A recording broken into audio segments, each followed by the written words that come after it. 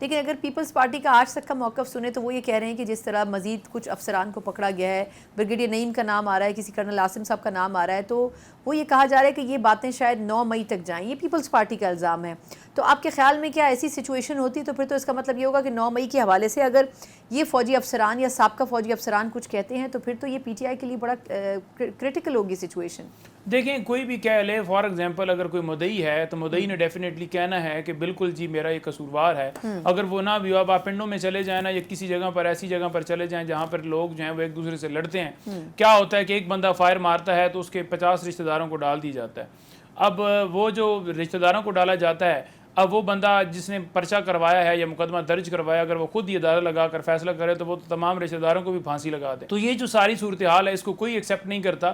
دیکھیں بات یہ ہے کہ آپ نے دیکھنا ہے کہ نیوٹرل، فار ایگزامپل ایک جج ہے جی، ہائی کورٹ کا جج ہے، چیف عدالتیں، جوڈیشل سسٹم ہے، وہ کیا فیصلہ دیتا ہے؟ کیا اس کے پاس آپ ایویڈنس لے کر جاتے ہیں، شواہد لے کر جاتے ہیں؟ اور اگر شواہد لے کر جاتے ہیں تو اس کے اوپر عدالت کا کیا رد عمل ہوتا ہے؟ یہ بتائیے گا کہ چلیے فیض حمید صاحب کی گرفتاری پہ تو ہم بات کر ہی رہے ہیں اتنے دنوں سے، لیکن یہ خان صاحب نے ان سے متعلق گفتگو کی ہے، یہ کس پیرائے میں کی ہے؟ کیونکہ ایک مرتبہ انہوں نے یہ کہا کہ وہ ایسٹ تھے قوم کے، اور دوسرے انہوں نے سیکنڈ میں یہ کہا کہ نہیں، ان سے ہمارا کسی قسم کا کوئی تعلق نہیں ہے. تو اگر اس کو ایکسپلین کر سکیں. بڑا کلیئر موقع ہے خان صاحب کا ان کی گرفتاری کے حوالے سے کہ یہ فوج کا انٹرنل معاملہ ہے، اور احتساب بلکہ انہوں نے کہا کہ باجوہ صاحب کا بھی ہونا چاہیے کہ کس طرح انہوں نے قائنی حکومت کو اٹھایا، ان کی بیوی کے پاس پیسے 14 ارب روپے کہاں سے آ گئے، اور یہ ساری چیزیں جو ہیں انہوں نے بالکل بڑی کلیئر باتیں کی ہیں. سیکنڈ بات یہ ہے کہ یہ منسوب کرنا کہ پی ٹی آئی کا کوئی تعلق تھا یا پولیٹیکلی کوئی ایکٹیویٹیز تھی یا فیض حمید صاحب جو ہیں وہ سیاسی سرگرمیوں میں انوالو تھے، پی ٹی آئی کو چلا رہے تھے جس طرح، یہ بالکل نہیں ہے. خان صاحب کا کوئی رابطہ نہیں تھا. خان صاحب کا صرف اور صرف رابطہ اسی وقت تھا جب وہ پرائم منسٹر تھے، آفیشیل کیپیسٹی کے اندر تھا. اور جہاں تک بات رہی کہ فیض صاحب وہ کیسے آفیسر تھے یا ان کی کیا ذمہ داری تھی یا وہ کیا کام کر رہے تھے، جس کے اوپر آپ نے کہا کہ وہ، میں یہ سمجھوں گا کہ یہ جو تھوڑا سا میڈیا ہے نا، رپورٹرز ہیں، یہ تھوڑا سا نا بات کو ٹویسٹ تھوڑا سا کرتے ہیں نا، اس کو اس طرح سے، جیسے خان صاحب نے پچھلے دنوں بات کی کہ سی سی ٹی وی فوٹیجز لے کر آئیں کیونکہ ہم قصوروار نہیں ہیں. آگے سے کہا گیا کہ نہیں آپ کے لوگ وہاں تھے، تو انہوں نے کہا جی کہ ہمارے لوگ نہیں تھے. انہوں نے کہا کہ لے کر آئیں اگر ہمارے لوگ تھے کہ آگ لگا رہے ہیں تو ہم معذرت کریں گے. اب اس کو انہوں نے کہا کہ غیر مشروط معافی مانگ لی ہے. پھر خان صاحب کو اسٹیٹمنٹ دینی پڑی کہ میں نے تو کہیں پر بھی نہیں معافی مانگی، ہمارے لوگ تو نہیں تھے، ہمارے لوگ نہیں تھے. صحیح.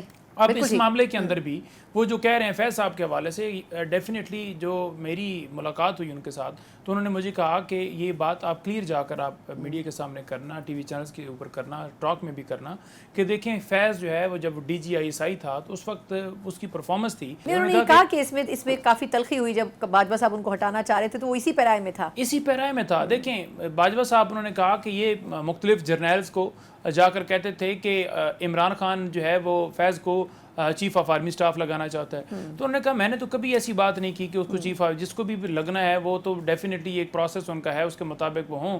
لیکن جہاں تک فار ایگزامپل ایک اچھا آئی جی اگر صوبے کے اندر کام کر رہا ہو، آپ اسی طرح سے لے لینا، اس کو اتنی ہائپ کیوں کریٹ کریں؟ اگر ایک اچھا آئی جی کام کر رہا ہو تو ڈیفینیٹلی جو اس کا وزیر اعلیٰ ہوگا وہ اس کی کوشش ہوگی کہ یہ ریٹین رکھے کیونکہ بہتر ہے، اور اگر نہیں کرے گا تو ڈیفینیٹلی اس کو چینج کیا جائے گا. تو اس وقت بھی ان کا یہی مشورہ تھا.